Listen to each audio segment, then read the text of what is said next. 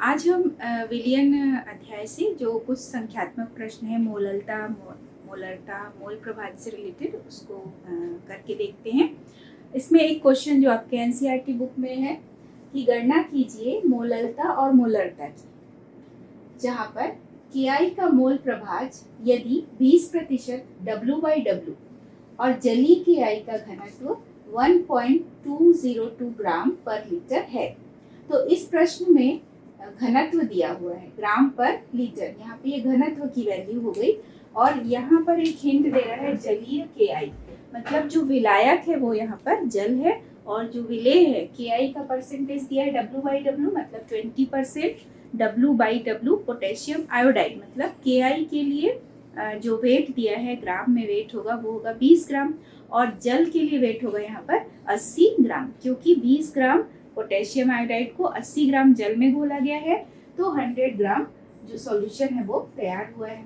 तो यहाँ पर 20% W/W, जहाँ पर 20 ग्राम पोटेशियम आयोडाइड है और 80 ग्राम यहाँ पर H2O है।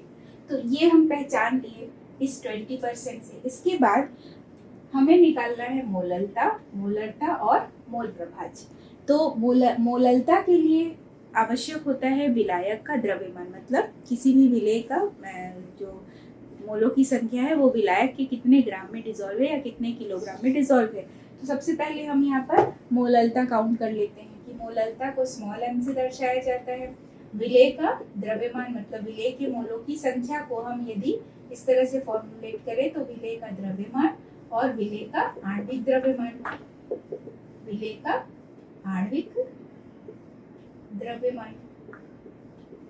यहाँ पर 20 ग्राम पोटेशियम आयोडाइड है, तो ये जो दिया गया द्रव्यमान होगा वो पोटेशियम आयोडाइड का वो है 20 ग्राम। नीचे हो जाएगा विलायक का द्रव्यमान। यदि हम सब ग्राम में ले रहे हैं तो विलायक का द्रव्यमान भी हमने ग्राम में ले लिया और जब विलायक का द्रव्यमान ग्राम में लेंगे तो ऊपर 1000 से मल्टीप्लाई करेंगे। तो इस तरह से हम मोलरता की गणना कर सकते हैं। तो विलेय का द्रव्यमान, विलेय यहाँ पर है पोटेशियम आयोडाइड, तो इसका द्रव्यमान है 20 और जो पोटेशियम आयोडाइड है उसका आणविक द्रव्यमान होता है 166, तो ये हो गया 166 इनटू विलायक यहाँ पर है H2O।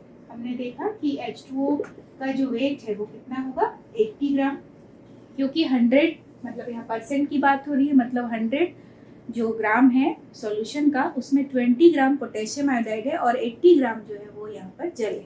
तो यहाँ पर विलायक का द्रव्यमान होगा 80 और ऊपर हो जाएगा 1000।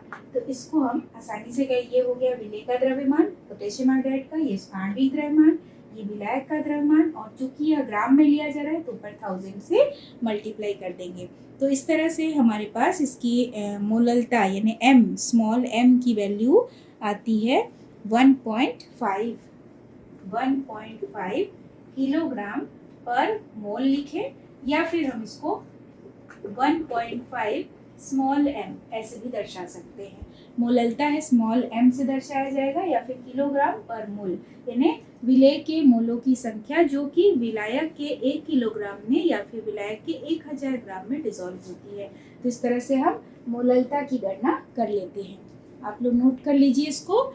इसके बाद हम कैसे मोलरता की गणना करेंगे, तो मोलरता चूंकि आयतन आधारित होता है और यहाँ पर आयतन अलग से नहीं दिया है तो हम हमारे पास हिंट क्या है, घनत्व। तो घनत्व की सहायता से हम आयतन ज्ञात कर लेंगे और जब आयतन ज्ञात हो जाएगा तो हम मोलरता का भी इसी तरह से फॉर्मूले लिख करके उसको गणना कर सकते हैं। तो सबसे पहले हम मोलरता के लिए क्या करेंगे, यहाँ पर फॉर्मूला कुछ दूर तक एक जैसा ही रहेगा। ये देखिए, जैसे यहाँ पर मोलरता यानी विलेय के मोलों की संख्या जो विलियन के 1 लीटर में या विलियन के 1000 ml में डिसॉल्व होती है, ये फॉर्मूला उसका परिभाषा है मोलरता के लिए।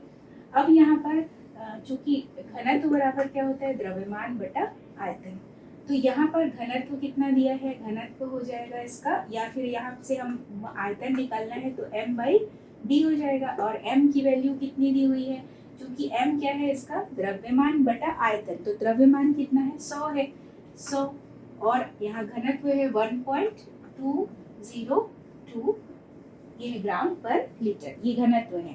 तो ये इस फॉर्मूला से हमने ज्ञात कर लिया आयतन 100/1.202 जो घनत्व है। तो ऐसे प्रश्न जहाँ पर मोलरता जो है वो आयतन आधारित है और मोललता द्रव्यमान आधारित है, तो जब इस तरह की चीज़ों को हमें एक साथ जोड़ना रहता है, संबंध करना रहता है, तो घनत्व का हेल्प लेकर हम इसको हल करते हैं। तो यहाँ पर देखिए विलयन का आयतन जो कि ml में लिया जा रहा है, ठीक है। तो यहाँ पर विलेय का द्रव्यमान, सेम वही विलेय का द्रव्यमान क्या होगा, 20 ही होगा, क्योंकि विलेय मतलब पोटेशियम आयोडाइड का 20% मतलब 20 ग्राम अपॉन आणविक द्रव्यमान 166 इंटू, ऊपर हम 1000 लिखेंगे क्योंकि ml में आयतन ले रहे हैं, और नीचे ये v लिखना है, तो v में 100/1.202 है, तो ऊपर चला जाएगा 1.202, क्योंकि बटे में है तो ये 1.202 ऊपर चला गया।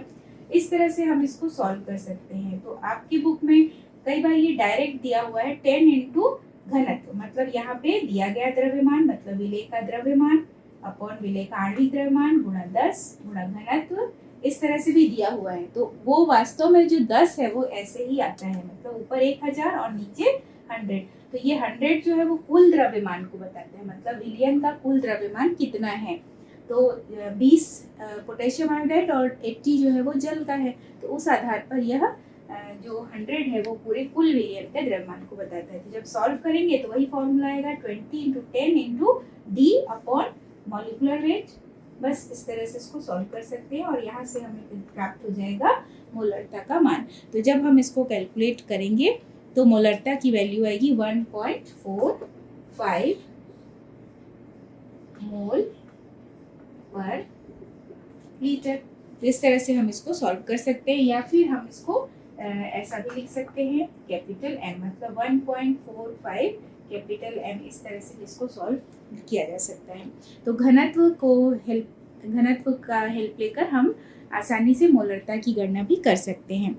अब इसके बाद है मोल प्रभाज की गणना भी करना है। यहाँ पे प्रश्न में पोटेशियम आयोडाइड का मोल प्रभाज निकालना है।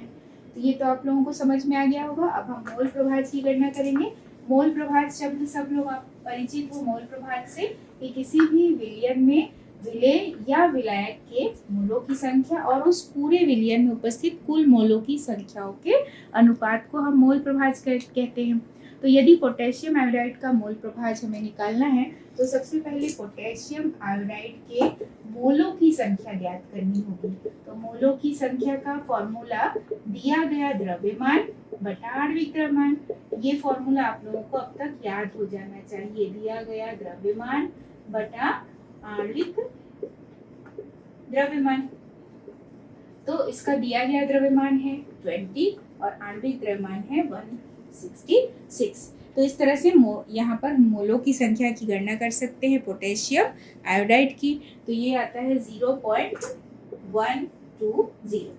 अब इस क्वेश्चन में निकालना तो KI का मोल प्रभाज है, लेकिन हमें चूंकि दूसरा जो घटक है सॉल्यूशन का वो यहाँ पर जल है, तो जल के मोलों की संख्या भी हमें यहाँ पर पता होनी चाहिए, तभी हम पूरे विलयन में प्रेजेंट मोलों की संख्या को निकाल सकते हैं। तो यहाँ पर H2O के मोलों की संख्या कितनी निकालेंगे। H2O के लिए दिया गया द्रव्यमान है 80 और इसका जो आणविक द्रव्यमान होता है वो 18 होता है। H2O के लिए आणविक द्रव्यमान 18 होता है, आप सब जानते हो। हाइड्रोजन का 1/2 प्लस ऑक्सीजन का 16, तो करेंगे 18। तो जब इसको सॉल्व करेंगे तो आंसर आएगा 4.44। ये इसके मोलों की संख्या हो गई जल के। अब आप आसानी से कैलकुलेट कर सकते हैं। यदि मान लीजिए पोटेशियम आयोडाइड के लिए हम निकालते हैं, x से दर्शाया जाता है, मतलब मोल प्रभाज को x से दर्शाते हैं। पोटेशियम आयोडाइड के मोल प्रभाज निकालेंगे तो पोटेशियम आयोडाइड के मोलों की संख्या क्या है 0.120, और पूरे विलयन में विलेय मतलब पोटेशियम आयोडाइड और विलायक में H2O है, तो दोनों को जोड़ देंगे प्लस कुल मोलों की संख्या ये निकल जाएगी। तो जब इसको सॉल्व करेंगे आप इसको निकाल सकते हैं। अगर जल का निकालना होगा तो ऊपर हम 4.44 करेंगे और नीचे यही रहेगा सेम, क्योंकि कुल विलयन मतलब विलेय यहाँ पर KI है और ये विलायक हो गया H2O। तो कुल पूरे विलयन में प्रेजेंट विलेय और विलायक के मोलों की संख्या यानी दिया गया जो विलेय के लिए मोलों की संख्या और कुल पूरे विलयन में प्रेजेंट मोलों की संख्याओं के अनुपात को हम मोल प्रभाज कहते हैं। तो यहाँ से हम इस फॉर्मूला के आधार पर हम पोटेशियम आयोडाइड के मोलों की का मोल प्रभाज ज्ञात कर सकते हैं। इसकी वैल्यू आती है 0.0263। अगर यहाँ पर हमें KI की वैल्यू पता चल गई तो अब हम जैसे फॉर्मूला होता है ना XA + XB = 1, यानी यहाँ पर यही फॉर्मूला होता है मोल प्रभाज का। तो जब हमें XB की वैल्यू पता चल गई तो हमें अगर XA मतलब जल के लिए निकालना है तो 1 - 0.0263। तो चूंकि इस प्रश्न में जल के लिए नहीं पूछा है तो ये आवश्यक नहीं है, मैंने बता दिया आप लोगों को कि अगर दूसरे घटक का पूछता है तो आप इस तरह से भी इसको काउंट कर सकते हैं। बच्चों अब हम एक और क्वेश्चन सॉल्व करके देखते हैं जो मोललता पर आधारित है। बहुत सिंपल क्वेश्चन है और आप इन सब क्वेश्चन में ही आप गलतियां करते हैं, तो थोड़ा सा ध्यान से करेंगे, ऐसा लगेगा कि बहुत इजी सा है, इजी ही है, तो आप इसको प्रैक्टिस करिए अच्छे से। तो 2.5 ग्राम, ये भी आपके एनसीईआरटी से रिलेटेड ही क्वेश्चन है। तो 2.5 ग्राम एसिटिक अम्ल CH3COOH एसिटिक अम्ल के 75 ग्राम, इसको 75 ग्राम बेंजीन में विलयन बनाया गया है। मतलब इसमें एसिटिक अम्ल का 2.5 ग्राम लिया गया और उसको 75 ग्राम बेंजीन में मिलाया गया सॉल्यूशन। तो इस विलयन की मोललता ज्ञात कीजिए। तो मोललता के लिए फॉर्मूला क्या होता है? दिया गया द्रव्यमान मतलब विलेय का दिया गया द्रव्यमान बटा विलेय का आणविक द्रव्यमान, ठीक है। और उस चूंकि मोललता है तो विलायक का ग्राम में द्रव्यमान ले चाहे किलोग्राम में द्रव्यमान ले, और यदि ग्राम में लेंगे तो ऊपर 1000 से मल्टीप्लाई, यहाँ चूंकि ग्राम में है तो हमें यहाँ पर जो विलायक का द्रव्यमान है चूंकि ग्राम में है तो ऊपर हम 1000 से मल्टीप्लाई करके इसको सॉल्व करेंगे। तो यहाँ पर हमारे पास मोललता के लिए फॉर्मूला क्या हो जाएगा? दिया गया द्रव्यमान मतलब विलेय का दिया गया द्रव्यमान WB और विलेय का आणविक द्रव्यमान मतलब MB। और चूंकि यहाँ पर विलायक का द्रव्यमान है ग्राम में तो WA और ऊपर हो जाएगा 1000। तो यहाँ बस हमें फॉर्मूला में वैल्यू रखना है 2.5, दिया गया द्रव्यमान हो गया एसिटिक अम्ल का।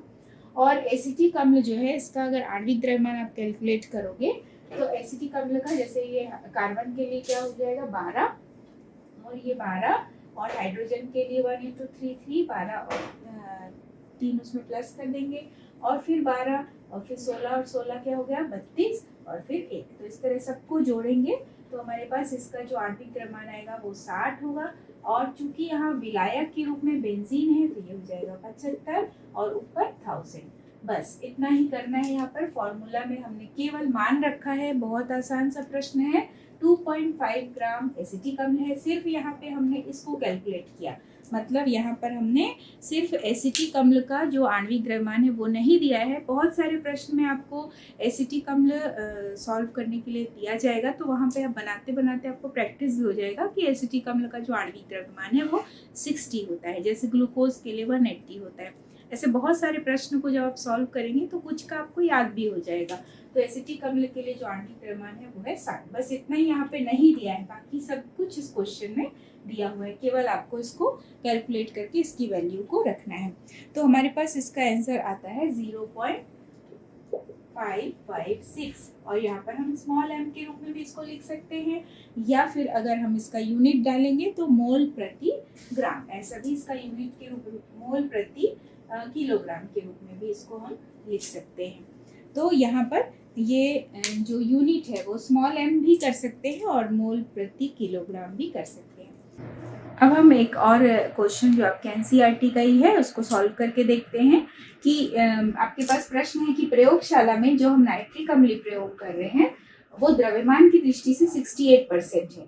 विलयन, उस विलयन का जो घनत्व है वो 1.504 ग्राम प्रति लीटर है। तो इस अम्ल के सैंपल की मोलरता यानी कैपिटल M जब हम ज्ञात करेंगे तो वो क्या होगी।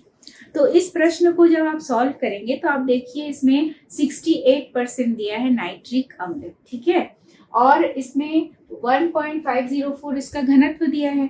तो घनत्व दिया है, द्रव्यमान दिया है, प्रतिशत में भले ही दिया है, लेकिन इसकी सहायता से हम इसके आयतन की गणना कर सकते हैं।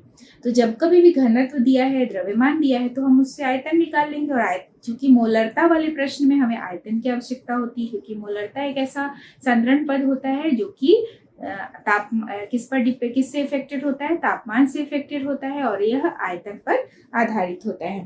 तो यहाँ जब हम इसको सॉल्व करेंगे तो जो नाइट्रिक अम्ल है उसका आणविक द्रव्यमान हमें ज्ञात करना है। तो इसका आणविक द्रव्यमान जो है वो होता है 63। तो नाइट्रिक अम्ल के लिए जो आणविक द्रव्यमान है वो है 63। आप इसको कैलकुलेट करके भी देख सकते हैं। तो मोलरता का फॉर्मूला, मोलरता के लिए क्या होगा, दिया गया द्रव्यमान बटा उसका आणविक द्रव्यमान, ठीक है। और चूंकि यहाँ पर आयतन निकालना है, तो आयतन बराबर क्या हो जाएगा, आयतन के लिए जब हम इसका फॉर्मूला लिखेंगे तो आयतन के लिए क्या फॉर्मूला हो जाएगा, यहाँ पर V बराबर, यानी हम अगर घनत्व लिखते हैं तो द्रव्यमान बटा आयतन होता है, और आयतन निकालना रहेगा तो द्रव्यमान बटा घनत्व हो जाएगा। तो चूंकि यहाँ पर प्रतिशत में दिया है तो हम द्रव्यमान को यहाँ 100 मान लेते हैं और घनत्व 1.504 हो गया। तो इस तरह से हम आसानी से V की वैल्यू कैलकुलेट कर लिए। तो यहाँ पर V रखना है, और चूंकि ml के रूप में इसको सॉल्व करेंगे, चूंकि तो यहाँ पर हम इसे ऊपर 1000 से मल्टीप्लाई करेंगे। तो यहाँ पर हमारे पास क्या आया, WB की जगह हमने लिखा 68, क्योंकि 68% है, 100 में 68 भाग है उसका, और मोलिकुलर वेट इसका कितना है 63।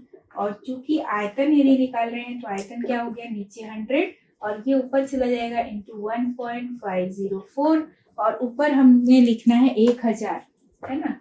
1000 लिखेंगे तो कैलकुलेट करने पर हमारे पास क्या आएगा, ऊपर हमने यहाँ पे लिख दिया 1000, क्योंकि ml में आयतन दे रहे थे। ये कट गया। तो यहाँ पर कई आपकी बुक में ऐसा इंटू घनत्व इंटू 10 लिखा होगा।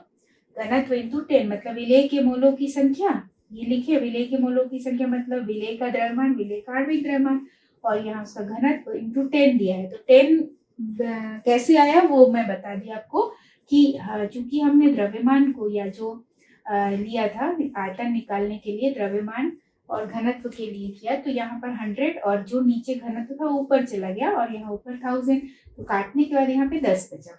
जब इसको आप सॉल्व करोगे तो ये मोललता की गणना हो जाएगी। तो आप इसको आसानी से गणना कर सकते हैं, और इसको गणना करने पर इसका आंसर आएगा 16.23 M, कैपिटल M के रूप में इसको लिखेंगे।